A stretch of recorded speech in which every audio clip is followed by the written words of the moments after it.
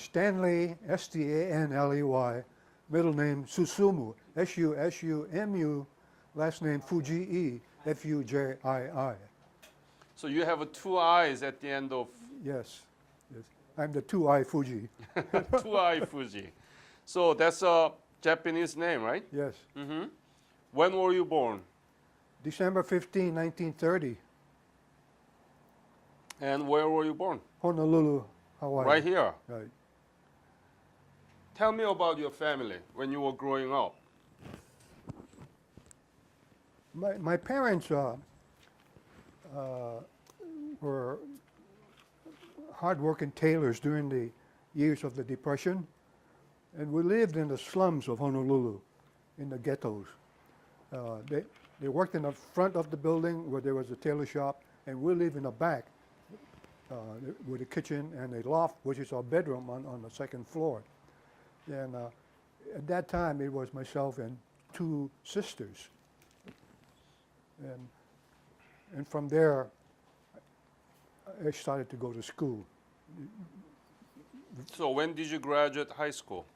In 1948, What high school? Farrington High School, Could you spell it? Farrington in Honolulu. So those are the days of Great Depression, very difficult to live, right? Yes, Must have been very difficult for all the families. yes. In fact, during my early years as a youth, I sold newspaper on the streets of Honolulu to help my parents with income. Uh-huh. So what happened to you after the graduation of high school? I began my college career. I went to California. While I was going to school, the Korean War broke out. You said your family were really not rich, and how did you get the tuition? Well, the tuition is later on is paid for by the government. Oh. You see. But early on, I was on my own the first 2 years before I went into the Army. I worked part-time to pay myself college degree, college tuition, Very food, good. and rent and so forth. So what was the college name? I graduated from the University of California in Berkeley Wow. with a degree in criminology. Criminology. When? Well, that was in 1958.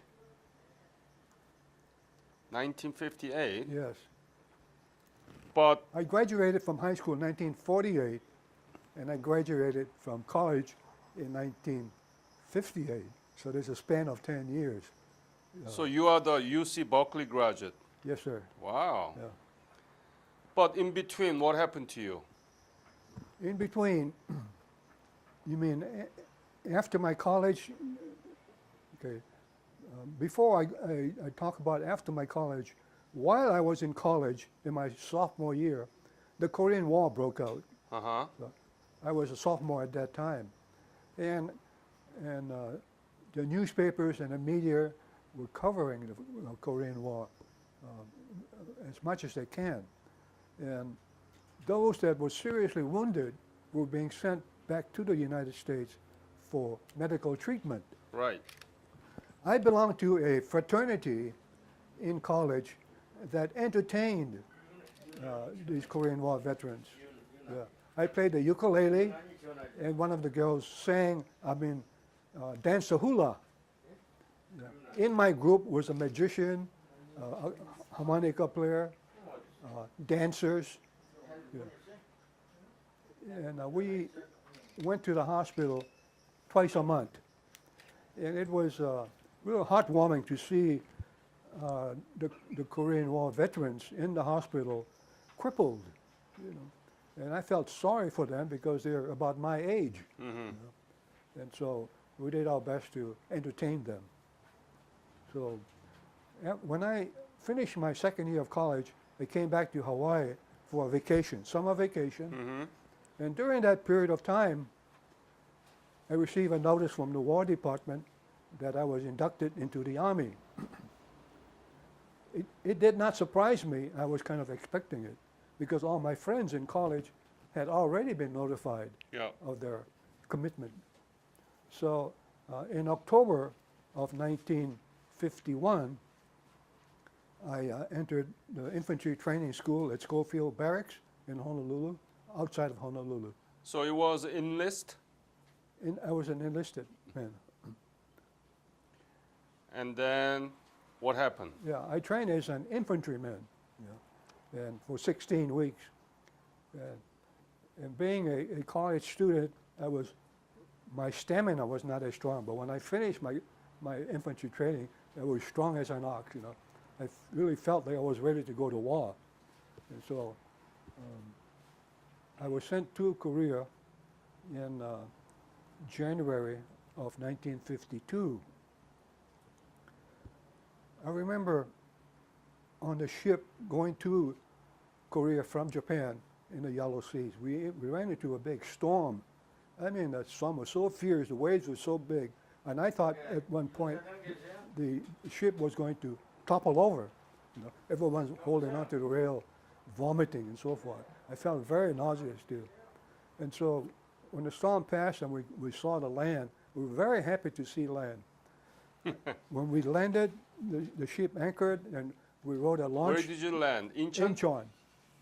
And when we landed in Incheon, the first thing I did was kiss the ground. That's my first step in Korea, was kissing the ground. I felt so good to be on solid ground again after being on the rolling ship. From there, I was trucked to my assigned unit. There were various people on the truck being dropped off at various places where they were assigned to. What was your unit? My unit was the 3rd Infantry Division, 7th Regiment, 2nd Battalion, Charlie Company. By the time I was dropped off by the truck, it was almost, the sun had already set, but I can see the tall mountains and the valleys. And so after getting off the truck, the three of us were met by an American soldier who walked down. Where was it? In somewhere in the Chowan Valley. Chowan Valley. Chowan Valley. Yep. Yeah. And so we were met by an American soldier who came down to escort us to the top of the mountain. And we're carrying our duffel bag and our food pack and our rifles and ammunition. It was a tough climb going up the steep mountain. About halfway through to the mountain, the whistling sound of an artillery came in, and bingo, it exploded nearby. And everybody fell to the ground, hugged the ground, and I can hear the shrapnels whizzing by. I said, thank goodness I wasn't hit by any of those shrapnels, because I haven't fired a shot yet. And so after the artillery bombing stopped, then we continued our climb. And when we reached the top, we went into a trench. And so the trench led to a bunker, which was to be my outpost. I was the assistant machine gunner, and my job was to bring ammunition and feed the ammunition to the machine gunner in the bunker. And he's firing all the time downhill towards the enemy. And my job was not to make sure he does not run out of ammunition. No. Gradually, over a period of time, I was promoted. So within a space of 9 months, I went into Korea as a PFC, and in 9 months I became a sergeant first class. Wow. And so about a month before I left Korea, I was offered another promotion to become an officer, a battlefield commission. That required me to go to Fort Benning, Georgia for officer training school. And then after I graduated, then I would be obligated to remain in the Army for an extended period of time and then return to Korea. Well, that interfered with my plans to continue my college. So I declined that commission. and came back home. And the homecoming was on a LSD, one of these flat bottom boats. There were three boats loaded with soldiers from Hawaii. We were disappointed that we couldn't fly home, but they didn't have any airplanes available during that time, so we took the slow boat. And the slow boat took about 10 days to Hawaii, but it gave me enough time to reflect back on what I did in Korea and my experiences in Korea and my leadership in Korea. And when we neared the Hawaiian waters, and I could see the landscape of the Honolulu Diamond Head, and it was a very emotional moment, you know, seeing the homeland again. Many people thought when they left that they would never see that homeland again, me included. Then when we neared the pier where the ships docked, oh, I could hear the screaming and yelling, and everyone's waving, and then there's a Royal Hawaiian band playing, and there's hula girls dancing, you know.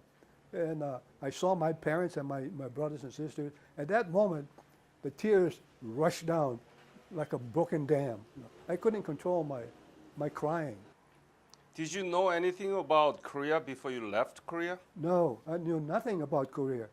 All I knew about Korea was that it was a country in the Far East, close to Japan. In fact, my father was a tailor, and he used to make clothes. And then sometime after World War II, I remembered a Korean man who came into the tailor shop to order a suit because he was planning to go to visit his relatives in Korea. Well, little did I know at that time that I would be going to Korea as a soldier, you know, sometime in the future. Did you know anything about Japan, your own country, mother country? No, only what my parents told me, but I'd never been to Japan before on my own to visit. So tell me about the typical duty of your service at Choron Valley. What did you do? Well, besides starting out as an ammunition carrier and feeding the machines, machine gunner, going on patrols at night. At night? Yeah, at night. That's very scary. Yeah, that's very scary. In fact, I don't mind seeing the enemy during the daytime. You can see the enemy, you can shoot them. But when you cannot see them, that's very, very scary. Yeah. I get terrified sometimes. Internal fear comes out. Yes, yes. In fact, some people become so fearful that they lose their minds. They go insane momentarily. But one of our soldiers in our company began to yell and talk nonsensical words. And he was flailing his arms here and there. And there were 4 or 5 of us who corralled him. And then someone brought a straitjacket and tied him up. And then they took him to the hospital. I was so sorry to see that type of experience. You know. Any skirmish or battle that you engaged with North Well, Koreans? one of the battles that stood in mind was we're going on a patrol at night again to take one of the mountains in no man's land. Right? So it was a whole company, about 160 men. We're very slowly walking through a flat land. And then all of a sudden, boom, there's a big explosion. Somebody had stepped on a landmine. So we did not know that we were walking in a landmine until that moment. So then the enemy began to shoot their flares, throw their mortars, machine guns, and you can see the red flares coming through. And so we couldn't move forward, so we all had to backtrack step by step, slowly, so that we avoid any landmines. Fortunately, many of us did survive and went back to an encampment and lay down and began to fire back.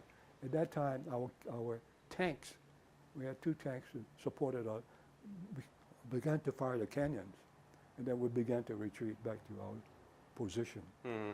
I thought that my life would end right there in that minefield, which used to be a rice paddy. Did you write back to your family? Yes, I'm glad you mentioned that because mail call is one of the most glorious moments of a GI in Korea. You know, there's really no news from home is real terrible. So whenever the mailman comes, everyone rushes to him and he calls his name and everyone rushes to get their mail. Some people receive packages, food packages, Yeah. and we share whatever food that we receive. That's a wonderful moment. We share the camaraderie. The sad thing about a mail call is that I knew a soldier in my platoon who did not go to a mail call. And I asked him why. He said because he did not know how to write. Oh. And no one would write to him because he didn't know how to read. So he told me that he was from a small town in Minnesota in the farmlands, and he had to work most of his life instead of going to school. And so I told him that I would be glad to write for you if you'll dictate for me.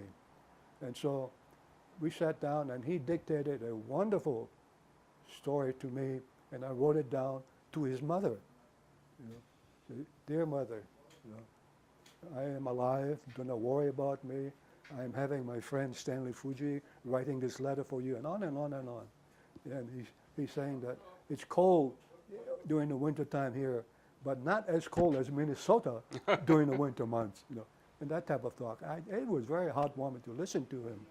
And so we sent that letter off to his mother, and then about 3 weeks later, a letter came back, and it was to him, and she rushed to me, said, look, I got a letter. He said, can you read it for me?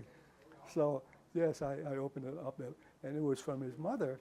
And first of all, the first sentence was, I want to thank you very much, Stanley Fujii, for taking the time to write a letter for my son and reading the letters from him.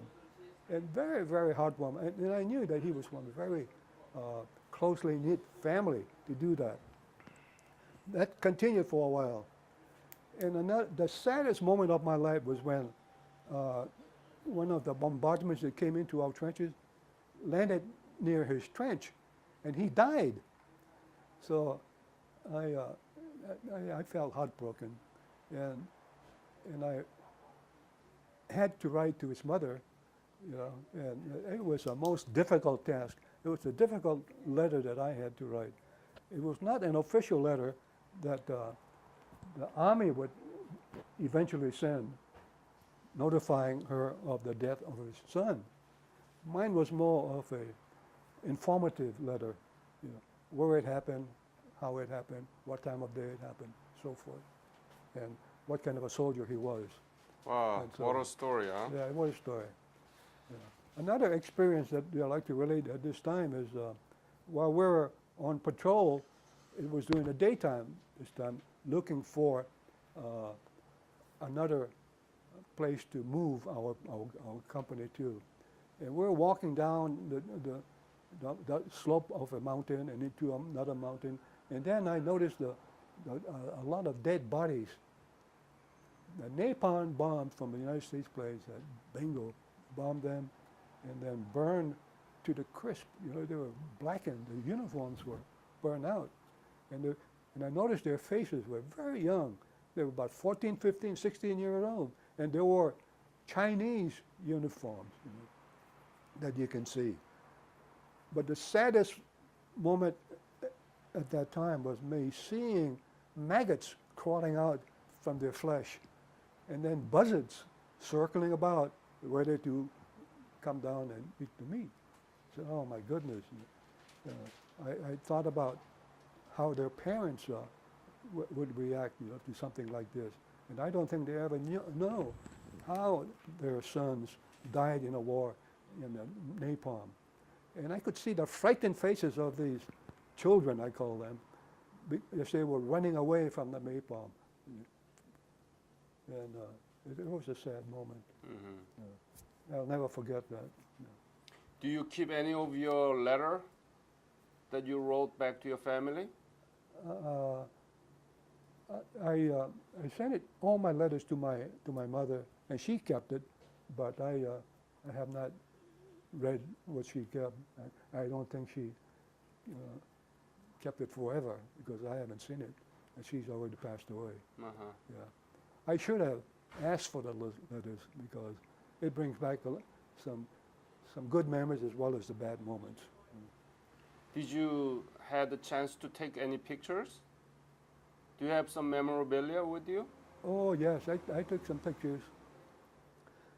As a matter of fact, the story that I wrote about the Korean War, 2 Korean school children, has some photographs in it of me taken in Korea. I sent it to the email in Korea Times in Honolulu, and they're publishing my story in different segments, and then little by little my pictures are appearing here and there. So whatever you have, just scan everything and send it to me so Okay. that I can publish in the web with your interview. Oh, okay. Okay? Okay, we'll do. Yeah. And let me ask this question. Did you know what you were doing there in Korea? Absolutely. What? Yeah, I knew that I was there to fight the communist invaders from North Korea, and that, it's from the moment the Korean War started when I was in college. I knew that if I went to Korea, my job was to fight the aggressors and to free South Korea if possible. That was my objective, and so I felt good going to Korea and doing my job. And I feel very thankful that the Korean government extends their heartfelt thanks to Korean War veterans by re-inviting them to Korea to revisit, to see the transformation of Korea from the times that they saw Korea during the war. And my image of Korea during the war is just war-torn. Buildings were down, burning, smoke here and there. The streets were pockmarked, holes on the streets. And during my revisit in 2010, it was a new Korea that I saw, completely new. The roads were smooth, buildings were up, trains were running, subways, and people were happy. It made me happy knowing that I did my part to make them happy. And with that thought in mind, I wrote my Korean War story to the Korean school children so that they would never forget the experiences of all Korean War veterans. And mine is just one of the many thousands. So, When did you leave Korea? I left What were you? Yeah. When did you leave? I left Korea in late January 1953.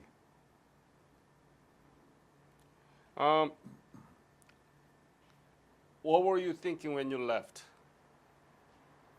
Well, first of all, I was happy I was going home In one piece. in one piece because I wanted to live like a human being again. Because living in the mountains for 1 year, eating sea rations, occasionally walking all the way down and eat a hot food, and then coming all the way up, and not bathing for a long time.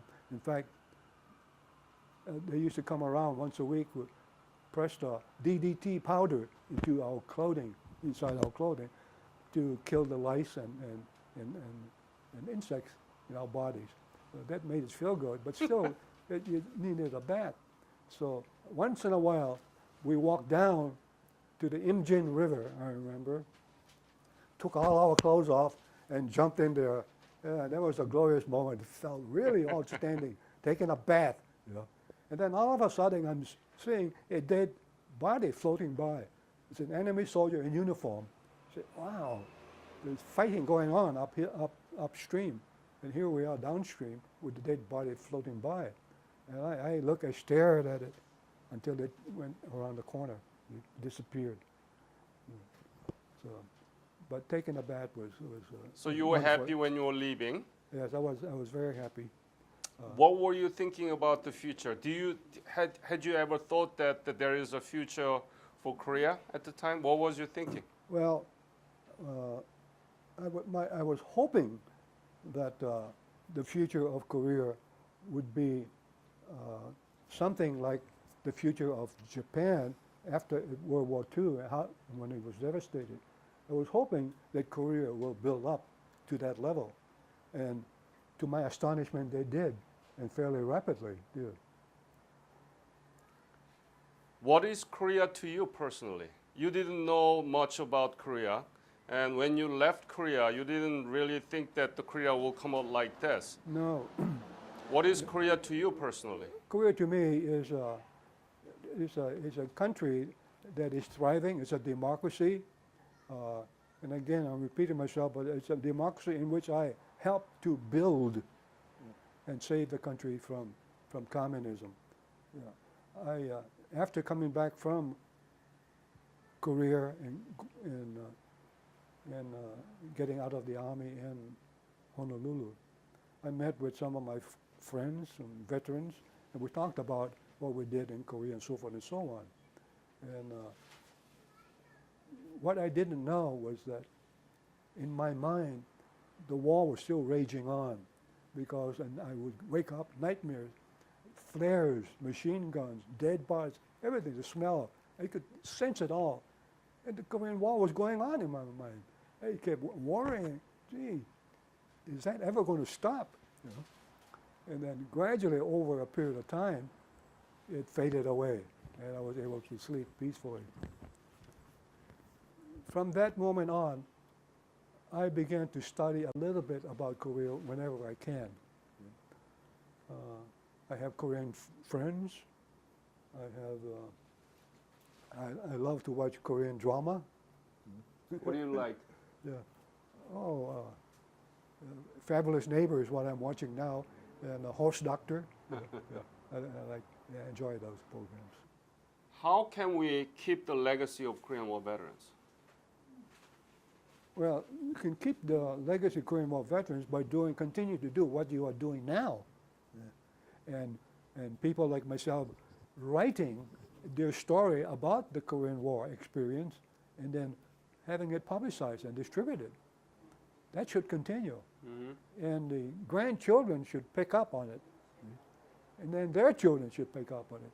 So it's a perennial cycle, continues. I hope it continues forever. Yep. But inside Korea, the children, are learning about the Korean War. In fact, I read a book called The Heroes, My Heroes, and there's excerpts from various grade school children writing what they felt about the Korean War. It really warmed my heart and stirred my emotions reading that. So they haven't forgotten the Korean War. They haven't forgotten us, and I hope that continues. Who were your enemy when you were in Choron Valley? Was it North Korean or Chinese, or both of them? I would say both of them. Yeah. During the Christmas of 1952, between 51 and 52,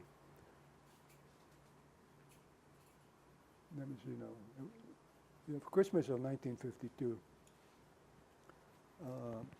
I was on the trench line on the top of the mountain, and an artillery shell came over, and it whistled, and then bang, it exploded. Everyone's diving for cover. Instead of shrapnels, the leaflets went down. And I picked up a leaflet and I read it. It's from the Chinese People's Volunteers. The leaflet is captured in the story that I sent you today,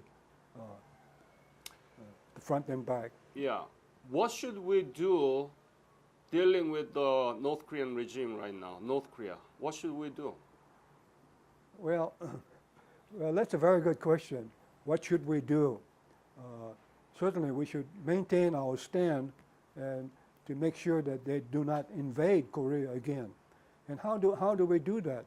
By telling North Korea that we are strong. Not like back in 1950 when you ran over us.